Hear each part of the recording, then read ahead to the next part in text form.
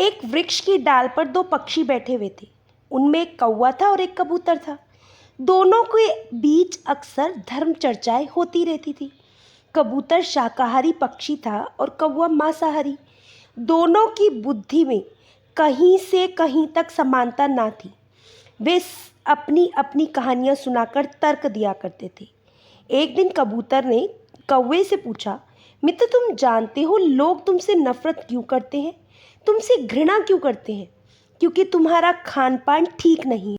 तुम गंदा भोजन करते हो, इसीलिए तुम्हारी वाणी भी कर्कश है, तुम्हारा रंग भी काला है और इसलिए तुम्हें कोई इज्जत नहीं देता है।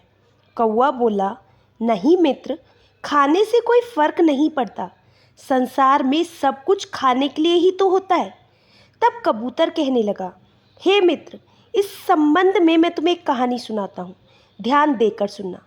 खान पान से मनुष्य किस तरह निंदा और नफरत का पात्र बन जाता है। तब कबूतर कौवे को एक कहानी सुनाने लगता है। प्राचीन समय की बात, एक प्रसिद्ध नगरी कंचनपुर में राजा कमल भोज राज करते थे। राजा कमल भोज बड़े ही प्रसिद्ध राजा थे, बड़े धर्मात्मा नरेश थे। एक दिन राजा कमल अपने सिंहासन पर विराजमान थे। राजा कमल भोज का दरबार लगा हुआ था। उसी समय राजा के दरबार में 3 पारखी विद्वानों ने प्रवेश किया और तीनों विद्वान राजा से आकर कहने लगे कि हमें आपके दरबार में नौकरी चाहिए। राजा बोला, विद्वानों, आपका मेरे दरबार में स्वागत है, परंतु मुझे ये बताइए कि आप क्या कर सकते हैं। हम आपको अपने यहाँ नौकरी तो दे देंगे, परंतु आप किस तरीके का काम करेंगे? तो पहला विद्वान कहने लगा, महाराज, मैं स्थानों की परख करने में माहिर हूँ। मैं किसी भी स्थान के बारे में बता सकता हूँ कि वे स्थान हमारे रहने के योग्य है या नहीं। राजा कहने लगे, ठीक है, पहले हम आपके गुण की परीक्षा करेंगे। यदि आप अपने कार्य में खरे उतरते हैं तो उसके बाद हम आपको नौकरी पर रख लेंगे। राजा ने अपने मंत्री से कहा, मंत्री जी, तब तक इस विद्वान को हमारे अतिथि गृह में ठहरा दो। उचित समय आने पर हम इन्हें बुला लेंगे। मंत्री ने उसे अतिथि गृह में ठहरा दिया। तभी दूसरा विद्वान कहने लगा, महाराज, मैं अन्न के बारे में बता सकता हूँ कि कौन सा अन्न हमारे खाने योग्य है और कौन सा नहीं, कौन सा अन्न उत्तम क्वालिटी का है और कौन सा निम्न क्वालिटी का। राजा ने कहा, ठीक है, तुम भी बड़े काम के व्यक्ति हो, तुम्हारी भी हम उसी तरीके से परीक्षा लेंगे।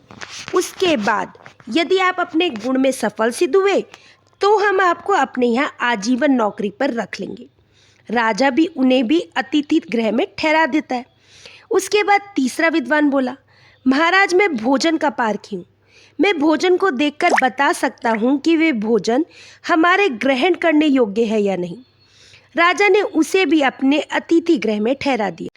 राजा ने सोचा, ये भी विद्वान बड़ा काम का है, यदि ये अपने काम में सफल होता है तो हम इसे भी अपने यहाँ काम पर रख लेंगे।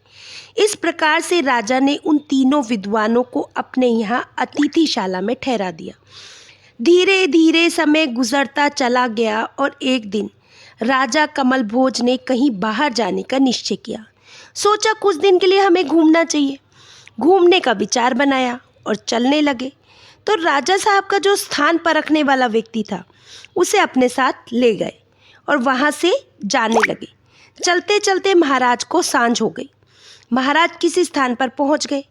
महाराज ने मन में विचार किया कि रात्रि में अब और आगे जाना उचित नहीं है, इसीलिए यहीं पर शिविर लगा दिया जाए और रात यहीं पर व्यतीत की जाए। सवेरा होगा तो आगे को प्रस्थान करेंगे।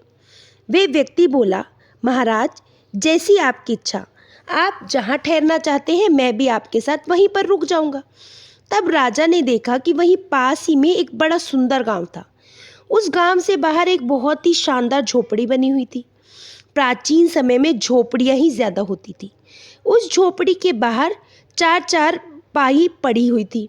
राजा ने देखा कि वह 4 पाई तो 4 बिछी हुई है, परंतु वहाँ किसी व्यक्ति का निवास स्थान मालूम नहीं पड़ रहा था। वहीं पास ही में एक भगवान शिव का बड़ा ही सुंदर मंदिर बना हुआ था। राजा ये देखकर आश्चर्य में पड़ गया कि ना तो मंदिर पर कोई पुजारी था और ना ही उन 4 पाई पर बैठने वाला कोई व्यक्ति था। फिर सोचा, चलो कोई बात नहीं, हमें इससे मतलब क्या, हमें तो रात बितानी है। फिर राजा ने अपने उस विद्वान से कहा कि आज हम इसी आश्रम पर रुकेंगे, क्योंकि गांव में अगर हम किसी के पास में रुके तो हो सकता है कि किसी के पास हमारे सोने की व्यवस्था हो या ना हो। हमें अपने ही विचारों से निर्णय करके दूसरे की परिस्थिति को मापना चाहिए। राजा ने यहीं पर रुकने का निर्णय किया। राजा की बात सुनकर वे व्यक्ति कहने लगा, ठीक है महाराज, जैसी आपकी इच्छा, हम यहीं ठहर जाते हैं। राजा और विद्वान उस पवित्र स्थान पर ठहर गए जो मंदिर था। उस मंदिर पर वहीं पर बैठ गए। राजा और पारखी विद्वान जब अपनी चारपाई पर लेटे तो रात हुई। तो रात में महाराज कमल भोज को एक उद्यम करने वाला सपना आ गया। सपने में उन्होंने देखा कि राजा कमल भोज अपनी ही माता की हत्या कर रहे हैं।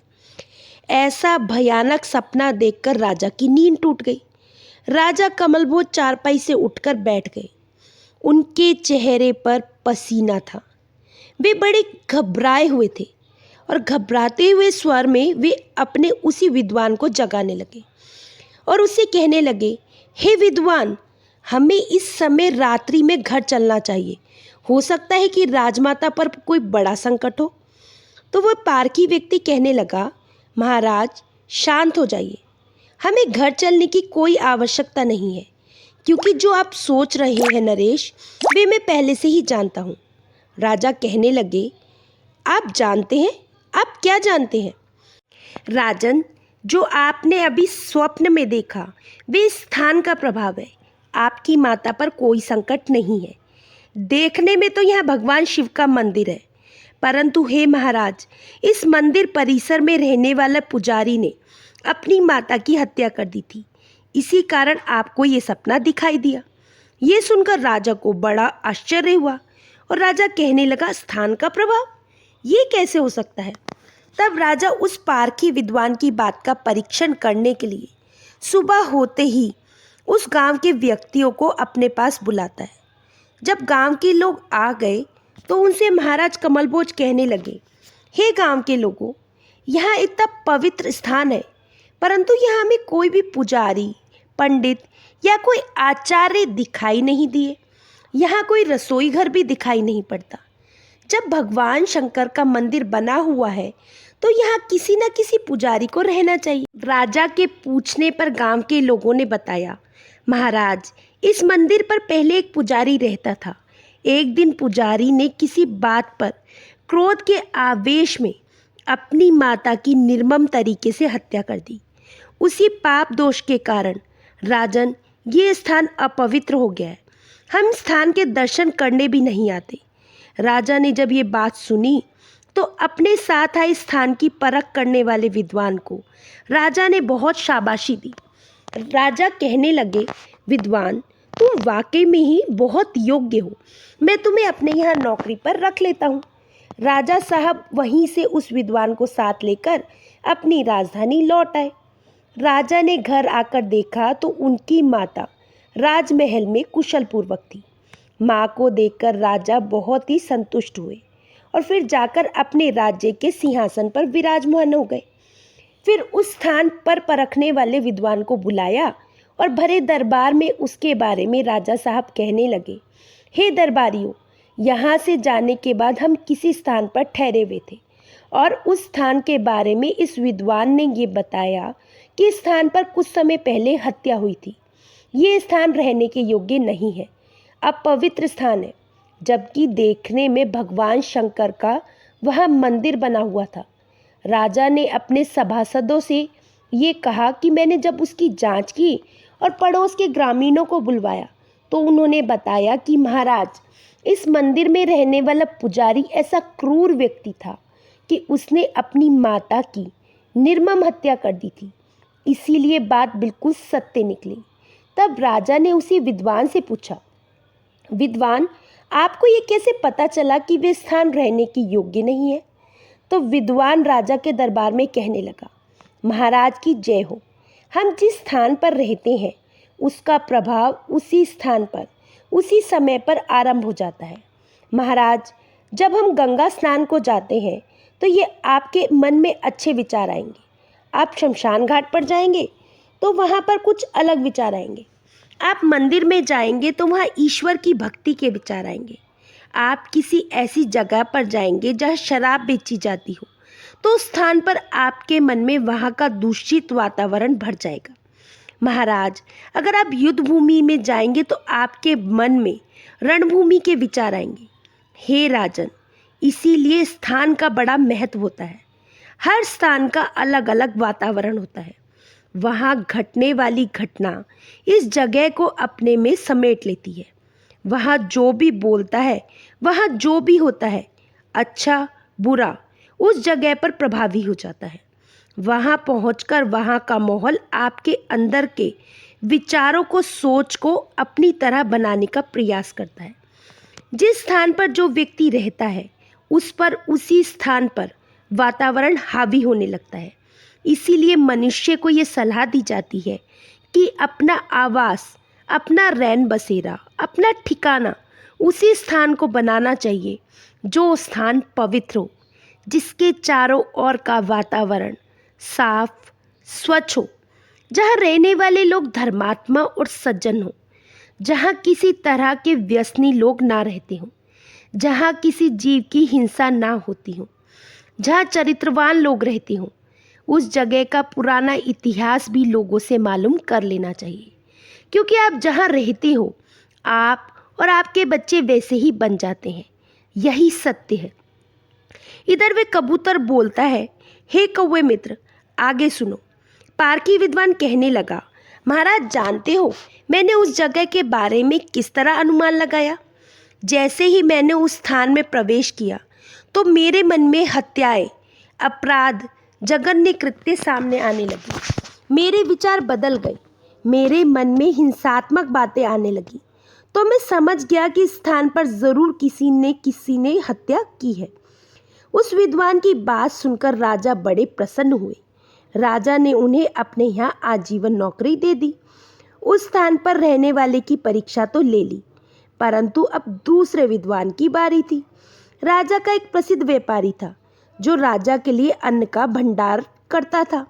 एक दिन में 500 क्विंटल गेहूं लेकर राजा के पास आया और राजा से कहने लगा, राजन, मैं आपके लिए 500 क्विंटल गेहूं लेकर आया हूँ, परंतु राजन, ये अच्छी और उत्तम किस्म के गेहूं हैं, इसलिए इनकी कीमत आपको कुछ ज़्यादा देनी पड़ेगी। राजा कहने लगे, ठीक है, बताइए आप कैसे गेहूं लेकर आए हैं। और राजा के अन्य दरबारियों ने उस अनाज को देखा तो वे अनाज बड़ा ही उत्तम प्रतीत हो रहा था। एकदम चमकदार दाने थे, काफ़ी साफ सुथरा था। तो राजा के मंत्री बोले, महाराज बहुत अच्छा है, इसमें कोई संदेह नहीं है। हम तो कहते हैं इस अन्न को कई साल तक भंडारण कर दिया जाए, ये खराब नहीं होगा। उसी समय राजा के दिमाग में विचार आया कि हमारे यहाँ अतिथि गृह में एक अतिथि ठहरे हुए हैं जो अन्न को परखने का विद्वान है। क्यों ना एक बार इस अन्न को उसी को दिखा लिया जाए, इससे उनकी परीक्षा भी हो जाएगी और हमें अन्न का पता भी चल जाएगा। राजा कमल भोज ने यही सोचकर आदेश दिया कि उस विद्वान को बुलाया जाए। तो महाराज के मंत्रियों ने उस अन्न परखने वाले को राजदरबार में बुला दिया और उससे कहा कि विद्वान, अब आप परख कर बताइए कि ये अन्न कैसा है, हमें लेना चाहिए या नहीं। उस अन्न को परखने वाले ने उस अन्न को हाथ में लिया और हाथ में लेते ही राजा से कहने लगा, हे राजन, ये अन्न किसी चोर व्यक्ति के द्वारा कमाया गया है, इसीलिए यदि आप इस अन्न को लेंगे तो हमारे राज्य में, हमारी सेना में, हमारे अधिकारी और नौकरों में चोरी की भावना जागृत हो जाएगी। राजा साहब ये सुनकर बड़े ही हैरान हुए। वे तुरंत उस व्यापारी से बोले, हे सौदागर, तुम इस चोरी के अन्न को कहाँ से लाए हो? तो सौदागर बोला, नहीं महाराज, मैं तो आपका पुराना व्यापारी हूँ और आपके लिए अन्न का भंडारण हमेशा से करता आया हूँ। मैंने इस अन्न को आपके एक महान जमींदार से खरीदा है जिसके पास हजारों बीघा ज़मीन है। वे कभी चोरी नहीं कर सकता। राजा कहने लगे, उस किसान को बुलाया जाए। तो महाराज के आदेश के अनुसार सैनिक वहीं पहुंच गए जहां से सौदागर ने अन्न खरीदा था। उस किसान को बुलाकर लाया गया और उस किसान को महाराज के दरबार में पेश किया गया। जब किसान महाराज के दरबार में आया तो महाराज को प्रणाम किया। राजा साहब ने उस किसान को सामने बैठने के लिए आसन दिया और किसान के बैठ जाने के बाद राजा कहने लगे, किसान, ये बताओ कि ये जो अन्न है जिसे आपने इस व्यापारी को बेचा है, ये अन्न आपने कहाँ से चुराया? तो वे किसान कहने लगा, राजन, ये आप क्या कह रहे हैं? मेरे पास 100 बीघा ज़मीन है और मेरे पास हज़ारों क्विंटल गेहूं पैदा होता है। हे राजन, ये मेरे द्वारा उगाया हुआ है, इसमें मैंने चोरी का एक भी दाना नहीं मिलाया। तो राजा ने कहा, नहीं नहीं, सच बताओ, कहीं ना कहीं आपने ये चोरी से कमाया है। सत्य क्या है, मुझे सत्य बताओ। तो किसान बोला, नहीं राजन, ये तो मेरे ही खेत में पैदा हुआ है, मैंने कहीं से भी इसे चोरी नहीं किया। तो राजा उस विद्वान की तरफ देखने लगा जो अन्न परखने वाला व्यक्ति था। तो वे विद्वान कहने लगा, नहीं महाराज, ऐसा नहीं हो सकता, ये किसान झूठ बोल रहा है, ये अन्न किसी चोर ने कमाया है। जब ये बात उस विद्वान की सुनी तो किसान कहने लगा, हाँ महाराज, ये आपका विद्वान सही कह रहा है। जैसे कि महाराज, मेरे पास हज़ारों बीघा ज़मीन है, तो उस ज़मीन को मैं अकेला नहीं जोत सकता। एक दिन किसी राजा के यहाँ से एक बहुत बड़ा शातिर चोर फरार हो गया था। राजा की जेल से छूटकर भाग गया था। उस चोर ने अपना भेष छुपाया और भेष बदल कर वह मेरे यहाँ आया था। मुझसे उसने सारी हकीकत बता दी थी कि मैं उस राजा के यहाँ जेल में बंद था और राजा की जेल से छूटकर आपके यहाँ आया हूँ। आप मुझे अपने पास रख लीजिए, मुझे कुछ नहीं चाहिए, केवल रोटी और वस्त्र देते रहना। उसने मुझसे कहा कि मैं तुम्हारा सारा काम भी करता रहूँगा, तो मैं राज़ी हो गया। फिर महाराज, मैंने उस चोर को अपने यहाँ रख लिया और महाराज, इस साल की जो फसल पैदा हुई है, ये उस चोर की मेहनत है। उसी ने खेतों में जुताई से लेकर बुआई, कटाई, सिंचाई सारे काम किए उस चोर के द्वारा किए गए हैं। और इसीलिए महाराज, आपका ये अन्न परखने वाला व्यक्ति बड़ा विद्वान है। इसने जो कहा वे सही है, अन्न चोर ने कमाया है, अन्न चोरी करने वाले व्यक्ति का ही कमाया हुआ धन है। राजन, आपके इस विद्वान की बात बिल्कुल सत्य है। किसान की बात सुनकर राजा बड़ा प्रसन्न हुआ। सोचने लगा, वाह, कितना बड़ा विद्वान मेरे दरबार में मौजूद है। राजा ने उस विद्वान से पूछा, जो अन्न परखने वाला व्यक्ति था, कि हे विद्वान, मुझे ये बताइए कि आपने इस अन्न को हाथ में लेते ही कैसे पहचान लिया, जबकि इसकी चमक सोने के समान है। ये साफ सुथरा अन्न है, परंतु हाथ में लेते ही आपने कैसे बता दिया कि चोरी का कमाया हुआ है? तो वह विद्वान व्यक्ति कहने लगा, राजन, जब मैंने इस अन्न को हाथ में लिया तो हाथ में लेने के बाद मेरे मन में विचार आया कि अन्न तो सोने के समान चमक रहा है। और जब मैंने ये देखा तो मेरा ध्यान महाराज आपके महल पर पड़ा, जो सोने का कलश लगा हुआ है। मेरा ध्यान उस स्वर्ण कलश पर चला गया और मैं देखने लगा कि अन्न और स्वर्ण कलश दोनों देखने में चमक रहे हैं। परंतु हे राजन, उसी समय मेरे मन में विचार आया कि मैं इस राजा की नौकरी क्यों करूं? मैं राजा के स्वर्ण कलश को चोरी करके ले जाता हूं, तो मेरी कई पीढ़ियां बैठे बैठे आराम से भोजन कर सकती हैं। हे राजन, मैंने मेरे जीवन में किसी की चोरी नहीं की है, परंतु इस अन्न को हाथ में लेते ही मेरे मन में ये विचार आने लगा। और जब विचार आया तो मैं जानता हूँ राजन, विद्वान लोग कहते हैं, जैसा खाओगे अन्न वैसा होगा मन। अर्थात आप जैसा अन्न ग्रहण करोगे उसी प्रकार से आपका मन हो जाएगा। तो राजा उस विद्वान की बात सुनकर बड़े प्रसन्न हुए और उसको भी आजीवन अपने दरबार में नौकरी पर रख लिया। इस प्रकार फिर कुछ समय बीता और राजा के दरबार में नौकरी के लिए कोई ना कोई आता रहता था। तो एक दिन एक प्रसिद्ध रसोइया भोजन बनाने के लिए महाराज के दरबार में आया और महाराज से कहने लगा, हे राजन, मुझे आपके दरबार में नौकरी करनी है। तो राजा कहने लगे, बताइए आप क्या कर सकते हो? रसोइया भोजन बनाने वाला कहने लगा, महाराज, मैं भोजन बनाने वाला हूँ और आपके यहाँ भोजन बनाने का कार्य कर सकता हूँ। तो महाराज, मैं स्वादिष्ट से स्वादिष्ट, अच्छे से अच्छा भोजन बना सकता हूँ। राजा कमलभोज मन में विचार करने लगे कि ठीक है, ये भोजन बनाने का काम करता है तो अच्छी बात है, इसे अपने यहाँ रख लेते हैं। परंतु राजा भोज ने उस भोजन बनाने वाले से कहा कि हे भोजन बनाने वाले, पहले तुम्हें आज परीक्षा देनी होगी। राजा का भोजन हम स्वयं चख कर देखेंगे। भोजन बनाने वाला कहने लगा, ठीक है महाराज। अब तो उस रसोइये को राजा ने अपने यहाँ नौकरी पर रख लिया और उससे कह दिया कि आज का भोजन हम स्वयं खाकर देखेंगे, आप जाइए और भोजन बनाइए। भोजन बनाने वाले ने पूरा कौशल लगाकर भोजन बनाया, पूरे होश हवास में जितना हो सकता था, जितना अच्छे से अच्छा भोजन बन सकता था, उतना स्वादिष्ट व्यंजन बनाया।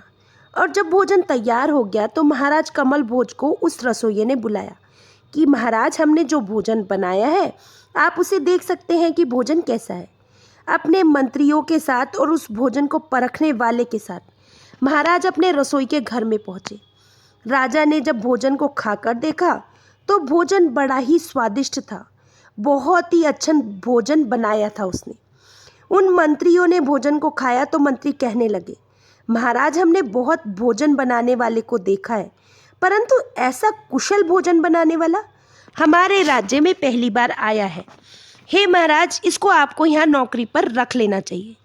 तभी जो वे भोजन परखने वाला विद्वान था, राजा ने उससे कहा, हे विद्वान, आप ये बताएं कि भोजन बनाने वाला और ये बना हुआ भोजन कैसा है। उसी समय वे राजा का जो महाराज कमलभोज से कहने लगा, हे राजन, यदि आप इस भोजन बनाने वाले को अपने दरबार में रखोगे तो इसका हाथ का बना हुआ भोजन खाकर हमारे राज्य के अधिकारी कर्मचारी सब लुटेरे हो जाएंगे, उनमें लूटपाट की प्रवृत्ति बढ़ जाएगी। ये बात सुनकर के राजा कहने लगा, ये आप क्या कह रहे हो। उसने कहा, हाँ महाराज, आप इस रसोइये से पूछिए, ये कोई अवश्य ही लुटेरा है जो भोजन बनाने का काम करता है। ये कोई लुटेरा व्यक्ति है और ये भोजन बनाने के बहाने हमारे यहाँ से कुछ लूटपाट करना चाहता है। जब राजा ने ये बात सुनी तो उस रसोइये को अपने दरबार में बुलाया और उस भोजन बनाने वाले से कहने लगा, हे विद्वान, तुम भोजन बनाने में कुशल हो, तुमने बहुत अच्छा भोजन बनाया है, तुम्हारे भोजन में बड़ा स्वाद है, परंतु तुम हमें ये बताओ कि वास्तव में तुम पहले से रसोई का काम करते हो या फिर कुछ और। बिल्कुल सही सही बताना, अन्यथा तुम जानते हो झूठ बोलने का परिणाम क्या हो सकता है। मैं तुम्हें ऐसी सज़ा दूंगा कि तुम किसी लायक नहीं छोड़ूंगा। जब राजा ने थोड़े सख्त लहजे में पूछा तो रसोइया घबरा गया, दोनों हाथ जोड़कर कहने लगा, महाराज, मुझे क्षमा करना, रसोई बनाना मेरा पुश्तैनी काम नहीं है। शुरू से मैं अब तक लोगों के यहाँ डकैती डालता था। मैंने न जाने कितने व्यक्तियों को मारा है, कितनों के यहाँ डकैती डाली है और कितने राजाओं ने मुझे गिरफ्तारी के आदेश भी दिए हैं, परंतु मैं किसी के हाथ नहीं आया। जब मैं एक प्रसिद्ध लुटेरा बन गया तो लोग मुझसे डरने लगे। फिर मेरे मन में एक दिन विचार आया कि मुझे भोजन बनाने की कला बहुत अच्छी आती है, क्यों ना मैं किसी राजा के यहाँ रसोइये का काम करूं, और यदि मैं रसोइये का काम करूंगा और राजा के यहाँ रहूंगा तो मुझे फिर कोई पहचान नहीं पाएगा कि मैं रसोइया हूँ या लुटेरा हूँ। मैं आसानी से अपना काम कर सकता हूँ, परंतु अब मैं डाके का कार्य नहीं करता हूँ। रसोइये की बात सुनकर राजा प्रसन्न हुआ। उसे तुरंत सबके सामने उस भोजन पर रखने वाले को सम्मानित किया गया और आजीवन उसे अपने यहाँ रख लिया गया। इसके बाद राजा ने उस विद्वान से कहा कि तुमने इतनी कुशलता से कैसे जान लिया ये जो व्यक्ति भोजन बनाने वाला है, इसका भोजन सही नहीं है। तो वे विद्वान बोला, हे महाराज, हमारे वेद पुराण शास्त्रों में भोजन के नियम लिखे हैं। हे राजन, जब मैंने इसका भोजन ग्रहण करने की सोची तो उसी समय मेरे दिमाग में लूटपाट के प्रश्न आने लगे।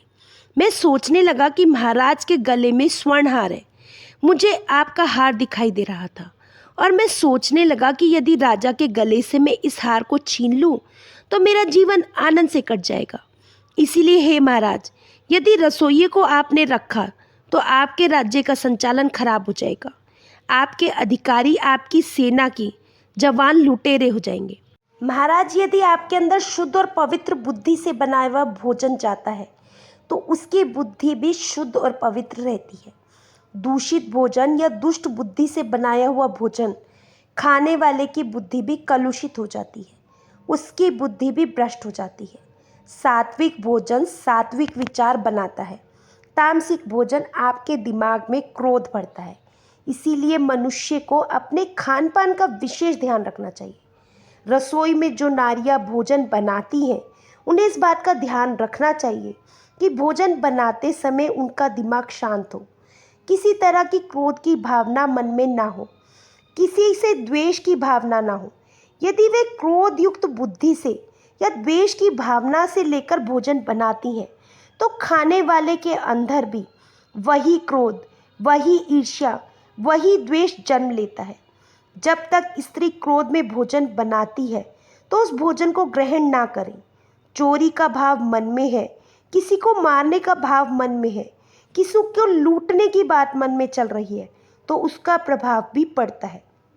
कभी कभी आपने देखा है, जब कभी पति पत्नी में झगड़ा होता है, तब पत्नी को गुस्से में खाना बनाना पड़ता है।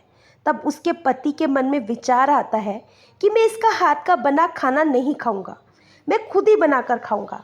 ऐसा विचार इसीलिए पति के मन में आता है क्योंकि पत्नी जब खाना बना रही होती है, तब उसके मन में पति के प्रति क्रोध और ईर्ष्या के भाव चल रहे होते हैं। इसीलिए कहते हैं, जब भी घर की महिलाएं भोजन बनाएं, तो वे खुश होकर भोजन बनाएं। इससे भोजन का स्वाद दोगुना हो जाता है। इसीलिए मनुष्य को ये 3 बातें हमेशा याद रखनी चाहिए। एक, उत्तम स्थान पर रहना चाहिए। नंबर 2, उत्तम अन्न ग्रहण करना चाहिए। भोजन में वही अन्न शामिल करना चाहिए जो मेहनत और ईमानदारी से कमाया गया हो। अन्न से बुद्धि का निर्माण होता है। अगर दूषित अन्न खाओगे तो बुद्धि भी दूषित हो जाएगी, और जैसी बुद्धि होगी वैसे ही कर्म करोगे। यदि आप लूट का अन्न खाओगे तो आपका दिमाग भी लूट मचा देगा। नंबर 3, अगर तुमने भोजन किसी गलत व्यक्ति के द्वारा तैयार किया हुआ खा लिया, तो उसके अवगुण आपके अंदर प्रवेश कर जाएंगे। भोजन के भी कई नियम हैं। पापी के हाथ का अन्न खाओगे तो कुछ अंश आपके ऊपर भी आ जाएगा। किसी हिंसक व्यक्ति के हाथ का भोजन खाओगे तो आपकी बुद्धि भी हिंसक बन जाएगी। इसीलिए भोजन में सावधानी बरतें और अपने जीवन को खुशहाल रखें। इस तरह विद्वान राजा को समझाकर शांत हो गए। तब राजा ने उन तीनों विद्वानों को अपने राजमहल में नौकरी पर रख लिया, और इस घटना के बाद से उन तीनों विद्वानों की सलाह लेकर कार्य करने लगा। आशा करती हूँ दोस्तों, आप भी इन तीनों बातों का ध्यान रखेंगे और आपको ये कहानी भी अच्छी लगी होगी। कहानी अच्छी लगी हो तो चैनल को सब्सक्राइब कर लीजिए, कहानी को आगे फॉरवर्ड करना बिल्कुल ना भूलिएगा। फिर मिलेंगे दोस्तों एक नई कहानी और एक नए विचार के साथ। तब तक हंसते रहिए, मुस्कुराते रहिए, स्वास्थ्य का ध्यान रखिएगा। जय श्री कृष्ण।